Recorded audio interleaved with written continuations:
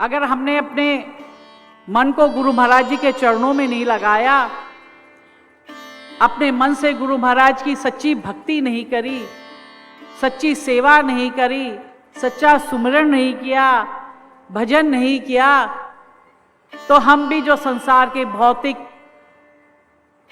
जो वस्तुएं हैं, भौतिक आकर्षण है, उसी आकर्षण में फंस के रह जाते हैं और इसी तरह से इस संसार से चले जाते हैं। इसीलिए भक्त को कहा गया कि भाई गुरु महाराज के जो आदेश होते हैं उन आदेशों को पालन करना चाहिए। गुरु महाराज की जो आज्ञा होती है उस आज्ञा का हमें निर्वाह करना चाहिए, उनकी आज्ञा को शिरोधार करना चाहिए।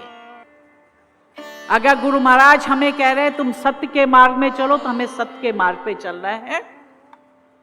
और हम सत्य के मार्ग में न चल के असत्य के मार्ग पे चलने लगे। गुरु महाराज जी हमें कहते कि धर्म के मार्ग को अपनाओ, धर्म के मार्ग पे चलो।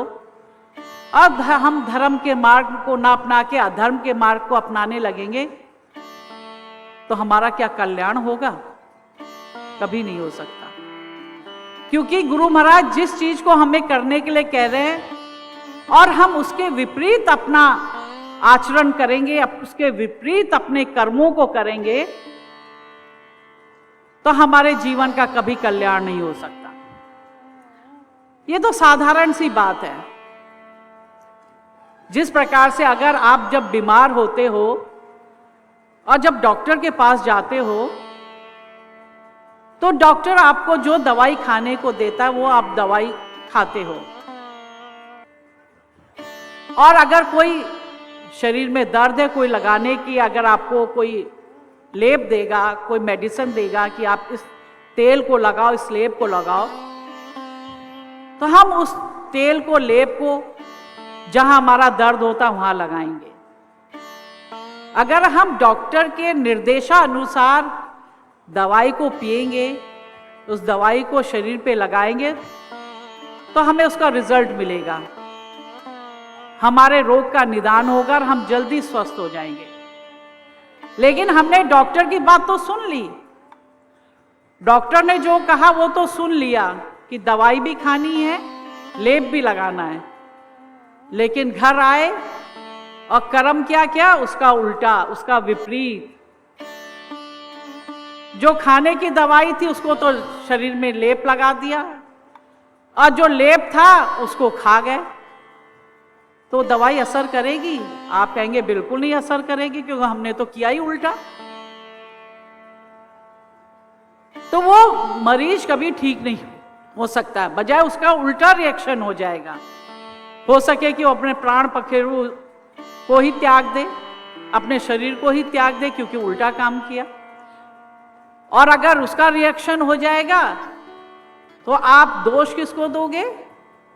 अपने को नहीं दोगे कि हमने गलत काम किया, दोष दोगे नहीं डॉक्टर अच्छा नहीं था, उस डॉक्टर ने हमारा सही इलाज नहीं किया, हमें सही दवाई नहीं दी और हमारी बॉडी में रिएक्शन हो गया। तो ठीक है, ये स्थिति एक भक्त की होती है, एक शिष्य की होती है। जो हम गुरु महाराज के दिशा निर्देशों के अनुसार अगर हम काम नहीं करेंगे, अपने जीवन को नहीं उस दिशा पे चलाएंगे, तो हमारा जीवन भी क्या होगा? हमारा जीवन में भी उसका विपरीत असर होगा। और फिर हम जो चाहते हैं कि हम उस मोक्ष की प्राप्ति करें, उस परम धाम की प्राप्ति करें, जिस धाम से कोई आता जाता नहीं, हमेशा वहीं का होके रह जाता है, तो आप उस ना परम धाम को प्राप्त कर सकेंगे ना उस मोक्ष को प्राप्त कर सकेंगे।